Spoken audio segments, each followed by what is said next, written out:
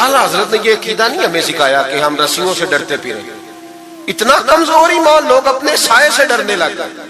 बाबा जी कह गए, और छोड़ बाबा जी के मुंह से कौन सा कुरान हदीस निकलता है, बस कर दे। किस चक्कर में कौम को डाल दिया।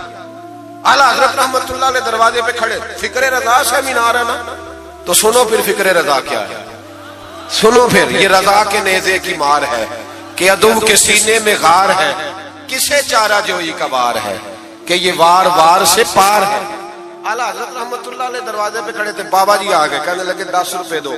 10 रुपए का माना उस जमाने में यही था जो आज 10,000 का माना है। 10,000 मांग लिया, कहने लगा दो नहीं तो मकान उलट दूंगा। आला हजरत फरमाने लगे तू 10 के 20 मांग, मैं देने को तैयार हूं, पर मकान उलटने वाली बात गैर शरई है, ये वापस ले ले। शरीयत तुझे ये कहने की इजाजत, मेरी बातों की समझ आ रही है आप हजरात? वो कहने लगा नहीं मैंने उलट देना है। आला हजरत की वालदा बूढ़ी औरत अंदर से बोली, कहने लगी अहमद रजा दे दो, फकीरों से नहीं उलझते। तो आला हजरत फरमाने लगे अम्मा जो सच्चा फकीर हो मैं तो उसके कदमों में बैठने को तैयार, पैर चूमने को तैयार, हम तो निस्बतों पे मर मिटने वाले लोग। लेकिन बात वो करे जो रसूलुल्लाह की शरीयत इजाजत देती है, जिसकी इजाजत नहीं देती हम वो बात करने की से इजाजत नहीं देंगे। उसने कहा जी मैंने उलट देना है। इतनी बात हुई तो आला हजरत के जो शहजादे थे ना, छोटे मुफ्ती आजम मौलाना मुस्तफा रजा खान साहब, वो मकान की दूसरी छत पर, डबल स्टोरी मकान था तो ऊपर वाली छत पे खेल रहे थे। उनका पैर फिसला, वो गर्दन के बाल अंदर गिर गए, अंदर से शोर उठ गया, बच्चा गिर गया। बच्चा, वो फकीर भी सीधा हो गया, देखा ना नहीं ना पैसे दिए, तो शहजादे गर्दन के बाल गिरे ऊपर वाली मंजिल से। लेकिन सुनियो किधर खो गए मैं और आप।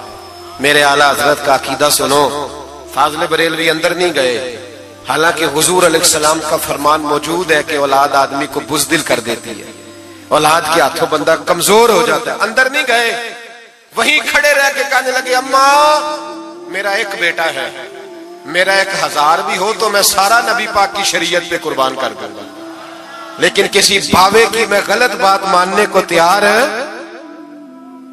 आला हजरत की जुबान से ये लफ्ज निकले तो साहबजादे उठ के दौड़े आए, कहने लगे अब्बा जी जरा इधर तो देखें, मैं दूसरी मंजिल से गिरा हूं पर मुझे खराश भी कोई नहीं आई, मुझे खराश भी कोई नहीं आई, देखे मेरे कपड़ों को मिट्टी भी नहीं लगी। आपके 2-3 मुरीद खड़े थे, कहने लगे हुजूर ये आपकी करामत है। आप फरमाने लगे मेरी करामत नहीं, ये मेरा अकीदा है, तौहीद है, ये मेरा मेरे रब पर ईमान है, खराश नहीं आई। अब उस फकीर को फरमाने लगे आला हजरत के तू कहता था मकान उलट दूंगा, चल उलट ना, फिर 10 रुपए नहीं लेने, उलट। चुप कर गया। तो आला हजरत, लोग कहते हैं मौलवी साहब के पास क्या है, जिसके सीने में रसूलुल्लाह का दीन है उसके पास कुछ नहीं, तो फिर किसी के पास भी कुछ नहीं।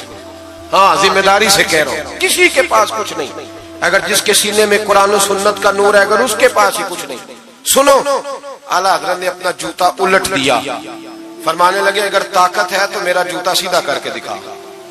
तो मकान उलटने की बात करता है ना, पंजाबी का एक शेर है, आपकी समझ में आ गया तो ठीक है, ना आया फिर भी ठीक है। वो एक पंजाबी के दरवेश कहा करते थे, एक सिठ ते पखड़ा कुआर गंदल, असी और भी बूटियां जानने हैं। पता है हमें सारे गुरुओं का है, चलो करामत ना दिखाएं तो बात अलग है, पर खबर हमें है। फरमाया चलो सीधा करो, उसने पूरा जोर लगाया पर जूता सीधा, पसीने आ गए। तो कहने लगा जी मैं माफी मांगता हूं, आज के बाद ऐसी बात नहीं करूंगा। आला हजरत वली थे तो वली सखी होता है, जेब से हाथ निकालने, फरमाया तू 10 मांगता था, अल्लाह 20 लेके जा, लेकिन गैर शरी बात खुदा रा बस करो। जो हमें हमारे बुजुर्गों ने नजरियात दिए उन पर कायम रहो। अकीदा रिसालत, आला हजरत के जमाना मुबारका में एक मौलाना ने कह दिया कि हुजूर के बाद भी कोई नबी आए तो खत्म नबूवत में फर्क नहीं पड़ता। तवज्जो है मेरी बात पर? इधर देखो मेरी तरफ।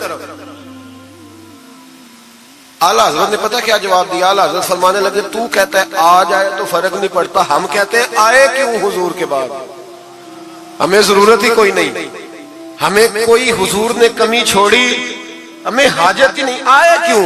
आला हजरत ने फतवा कुफ्र दिया। एक मौलाना उठे तो कहने लगे जैसा इल्म नबी पाक को है वैसा जानवरों पागलों सबको है। फिर वो कहने लगे मेरी बात का ये मतलब था, वो मतलब था, सच्चे दिल से, बड़े ठंडे दिमाग से। देखिए मैं कोई ऊंचा नहीं बोल रहा, कोई जोश में नहीं हूं। देखो एक बंदा कहता है जैसा इल्म नबी पाक को मिसाल देता है कि ऐसा अताई इल्म तो जानवरों पागलों सबको हासिल है। वो कहता है मेरा ये मतलब है, मेरा वो। हमारा सवाल ये है कि तुझे ये बात कहने की जरूरत क्या है? बोले है कोई जरूरत? नहीं तुसी बोल दे नहीं यार, हाँ तो कर दे, है कोई जरूरत? भाई मतलब जो बात में बयान करना है कि ये मतलब था तो वो मतलब था, तो ये बात कहनी चाहिए, क्यों कही? आला हज़रत रहमतुल्लाह अलैह फरमाने लगे तू पागल हो गया, कुरान नहीं पढ़ता। वअल्लमका मा लम तकुन तअलम। अल्लाह फरमाते हैं महबूब जो आप नहीं जानते थे मैंने सारा ही आपको सिखा दिया है। फरमाया जिसका उस्ताद रब हो उसे कोई कमी रहती है? फरमाने लगे तू ये मिसालें देता है, हमारा अकीदा ये है कि अल्लाह ने गैब के खजानों की कुंजियां ही अपने नबी को अता फरमा दी। एक मौलाना और उठे कहने लगे नमाज में नबी पाक का ख्याल आए तो नमाज टूट जाती है। लोग कहते हैं लड़ो ना, हम नहीं लड़ रहे भाई, हम तो उम्मत को इकट्ठा करना चाहते हैं। लेकिन इधर देखो ना, आपके सामने कोई बंदा खड़ा होकर कह दे कि नबी पाक का ख्याल आए तो नमाज टूट जाती है, तो आप उसके गले में फूलों का हार डालेंगे? क्यों? मुरव्वत करो ना, मुरव्वत का दर्ज दे रहे हो, मुरव्वत करो। चले आपको एक मिसाल देता हूँ बड़ी सादी। उसने कहा जी हुजूर का ख्याल आए तो नमाज टूट जाती है।